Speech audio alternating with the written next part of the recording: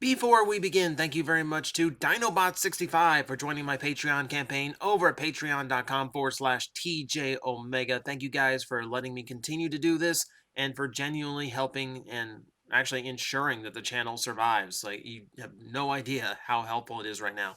All right, now, there have been rumor mills for Transformers that have been buzzing for months and months, and I kind of just dawned on me that while I've talked a few of the big rumor lists, there's been a whole bunch of little rumor lists that have been going on the last few months. I thought, let's just do a big roundup of all the ones that I've missed and don't think I've talked about at length, and we'll cover the new big one that just came out. So this is just basically just like, let's just catch up on all the Transformer rumors that exist.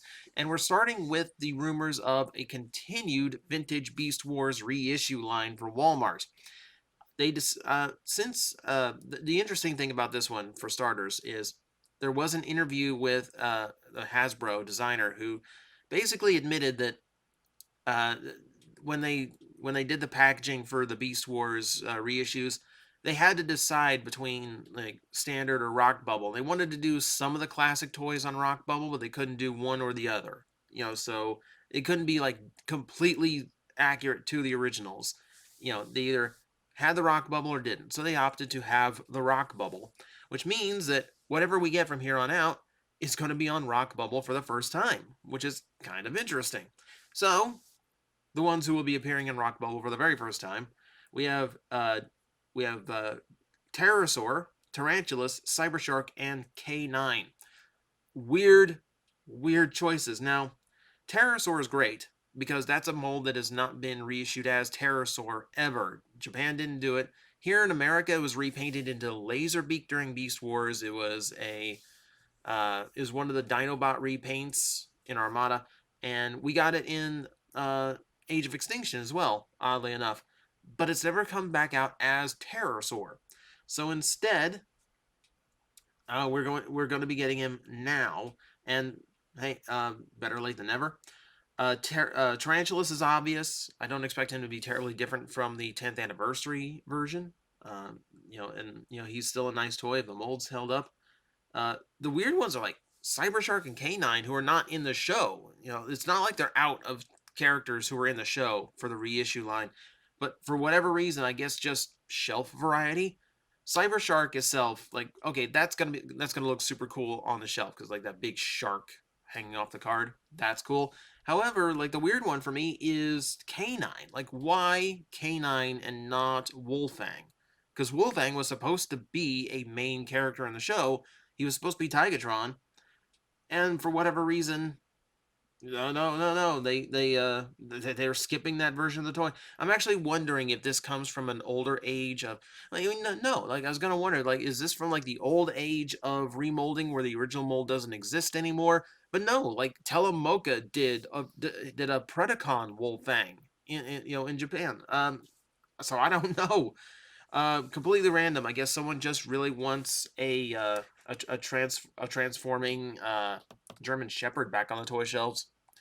But it's interesting. Just to tack it on, we've already seen pictures of like a cartoon accurate repaint of Scorponok as well. So the mega sized toys are also potentially coming back. There's a few there I do hope for a return of. Like I'd really like an original Inferno that had decent joints that weren't worn down over the last 25 years. Moving on from that, this is a small one, but it is worth mentioning. So, Studio Series 86 now has a listing for Ironhide in the retail database, and what's interesting is that it's Voyager size. A lot of people, a lot of people weren't happy with the distribution for the deluxe version, and a lot of people were not really happy with how it was constructed because of that big, basically like the top of the vehicle being just one big shell that was like a riot shield, because Ironhide is so known for carrying a riot shield. However, they're going to try it again at the Voyager size, which should provide them a little bit more ability to hide panels away and actually come up with something a little bit more akin to what we would expect from an Ironhide. And what's really nice about that is, yeah, Ironhide is technically slightly larger. I like in a normal toy line, I don't mind him as a deluxe, but he should be like a little bit bigger, like between Optimus and like if you're looking at the scale, it's somewhere between Optimus and Prowl's heights, so he's like right there in the middle. But I'm hopeful that this is like the like definitive Ironhide because they've given it a couple tries lately and kind of missed the mark in one way or another. This one I think might be the one to break the mold. Speaking of mold breaking, let's go on to a commander class mold. Okay, so the rumor of Menasor coming back, it's not really a rumor because they announced Dragstrip.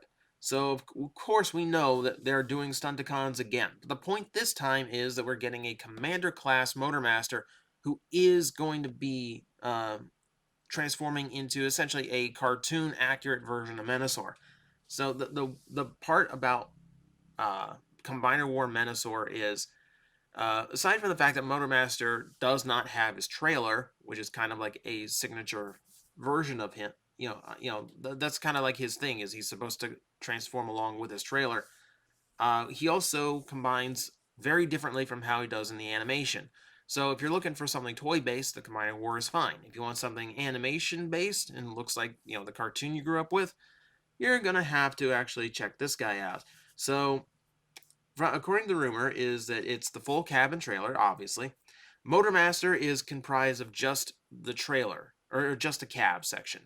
And I'm genuinely curious, like, because that's what third-party toys have been doing lately, where the trailer is just the shell and just like the skeleton for Menasor.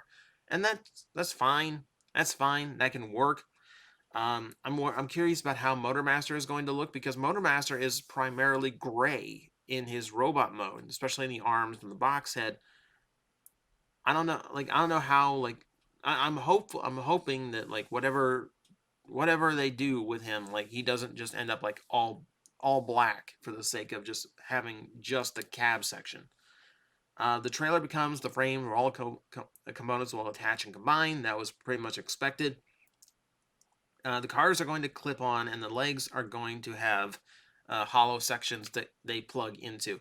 So it is going to have that weird look that Menasor had in the cartoon, where like the other Stunticons just like are just tucked into the back of his shins, essentially. It's gonna look odd, no doubt, but that's how the original cartoon looked. So if you want animation model accurate, there you go. Let's see. The trailer will also become a base and turret for Motormaster to use when not combined. This is an homage to the G1 toy where Motormaster himself became a base.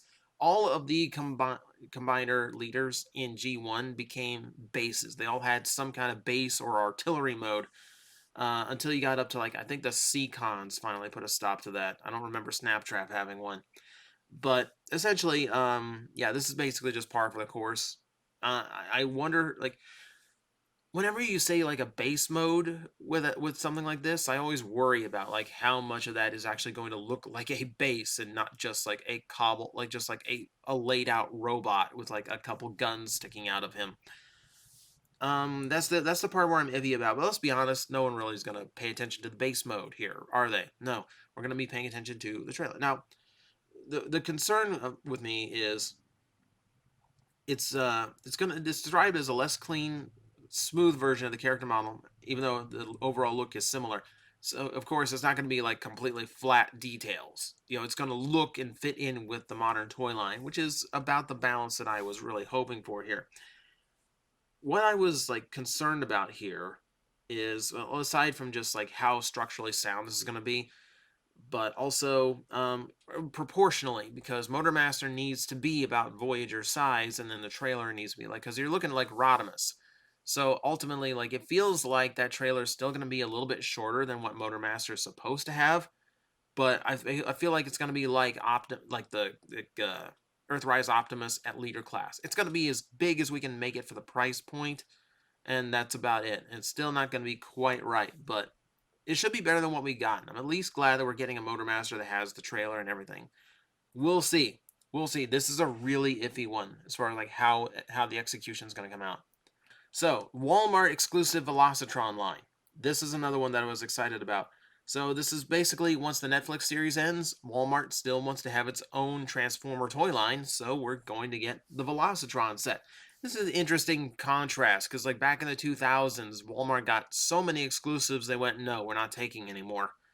So now they want an entire line just theirs. So apparently the Netflix line did pretty well. Now, the Velocitron line immediately brings out like Override from Cybertron and all that. I'm actually really happy that the term Velocitron's coming back. What's interesting about the list is it's not entirely like racing based characters here. So we've got Velocitron, Burnout, Road Rocket at G2. So the rumor is that the Prime RC they showed off is going to be retooled into Road Rocket. Here's Road Rocket. Velocitron Blur, which I assume is going to be Studio Series Blur in some modified deco. I mean, obviously. Clampdown, yet another use of that sideswipe mold. And Cosmos. Cosmos is the most interesting one here because it's the only one on the list that I don't think could be a retool unless they're going to be like super weird about it and remold like Origin Bumblebee into Cosmos, which I wouldn't put past Hasbro at this point.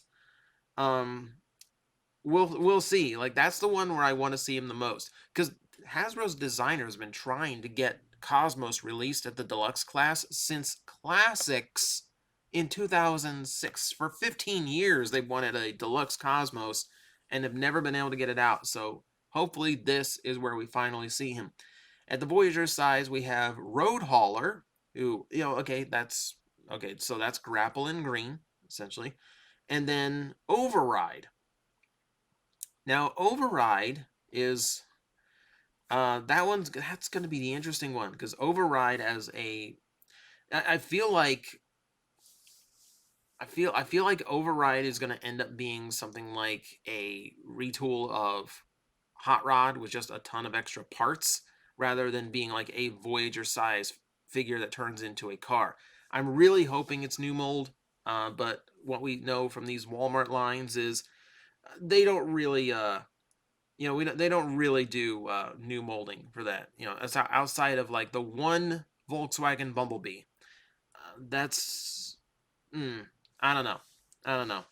Uh, but I'm curious about it. Also, for this time, we're getting a leader, our Black Convoy for the set, and apparently the listing is specifically Black Convoy.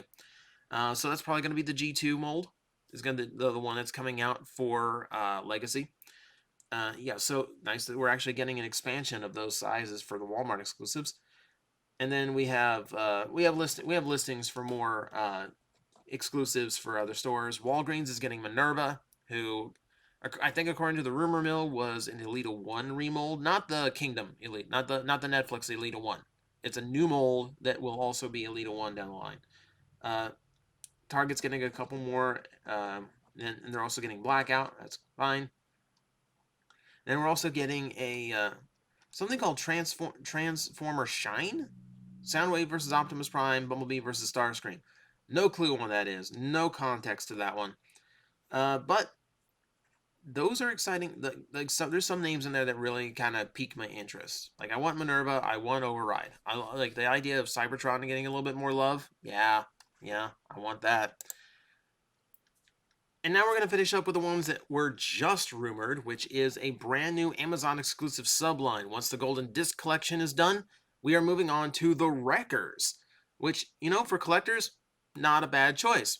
So, looking at the list here, it is repaints and what'll end up being retooling. So, nothing like super weird here, but there's some interesting ones.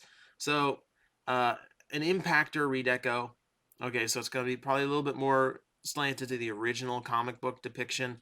No idea which of the heads is going to use. Leadfoot from Kingdom Mirage, so Leadfoot from G2 is getting a new figure. So we're getting into G2 territory of like these are getting new characters now. Come on, Rapido.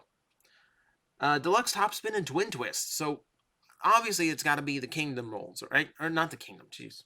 Where's my head? Titans Return. So obviously it should be the Titans Return molds. I'm wondering if they're going to go to the extra length of like what they did with the Dracula release and remold the Headmaster gimmick out completely. That'd be a lot of extra tooling, but also those molds have some age on them, and I feel like some retooling might be worth it to Hasbro to simplify the part count and also just to, kind of have like the original feel of those toys. Not that you're going to make them auto transform or anything.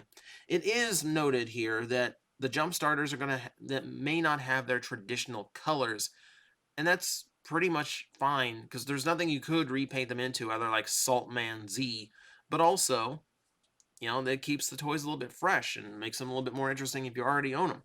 Because they are fantastic figures, by the way. I still stand by that Top Spin as a fantastic toy. Springer and Bulkhead, Bulkhead coming from Legacy, both getting redecos. I'm not sure how Bulkhead's going to turn out because, of course, there is technically no G1 Bulkhead. And if he is, it's just the same colors. So it might be one of those where it's just like slightly tweaked colors, maybe a little bit more realistic or a little bit, more, vivid. Who knows? But the Springer I would expect, because we got a cartoon accurate Springer with all the battle damage. I expect the battle damage to go, and I expect this to be either more toy centric color scheme or just the same figure again without all of the battle damage. So it's an interesting choice to go with. Wreckers.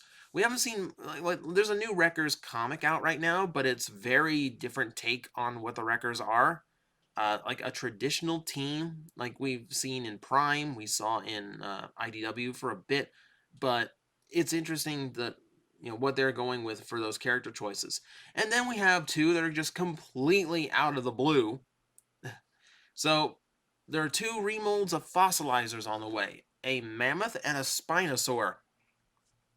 Now, they both sound cool because I do like the fossilizers. I like them better than the modulators or the what else were they called? I lost track of all the come apart and turn into accessory figures. But I like the fossilizers a lot better. I do think they have a little bit more play value, especially building them together, so I'm happy to have more. They're both going to be retools, unfortunately, so that's going to be a very small mammoth. I assume that's going to be remolded from Ractonite, and it's going to be tiny. For a mammoth, that's going to be tiny. And then, of course, the Spinosaur, unless they want to repaint the smallest one, that's probably going to be Paleotrex, which, okay, like if I get that big fin spine as an accessory part, that could be some fun stuff to build with. But it's interesting that we're actually getting more fossilizers as like. Because they have to get their remolds out of it some way or another, but to throw them into a Wreckers line is weird. But you know what? It fills it out. If you want more fossils in your set, if you want to go a little bit fossil lord about it, you got the option now. So that's the rumor mill that we have so far in Transformers. There's so much stuff that is potentially coming out. Now, rumor mills like this tend to be accurate. They're based on like insiders who know a guy, or are from reliable sources, though. And they come from things like internal listings from stores that the public isn't normally privy to. Everything here looks interesting. And every time, you have to remember that Transformers has been around so long that they just have this infinite well of things that they can pull from for things like this. So I'm happy to see it continuing. And it does feel like we're going to get a lot of interesting stuff out of it. So, let me know which one you are looking forward to. And hopefully we'll get some more rumors that we can talk about because this stuff is fun to speculate on.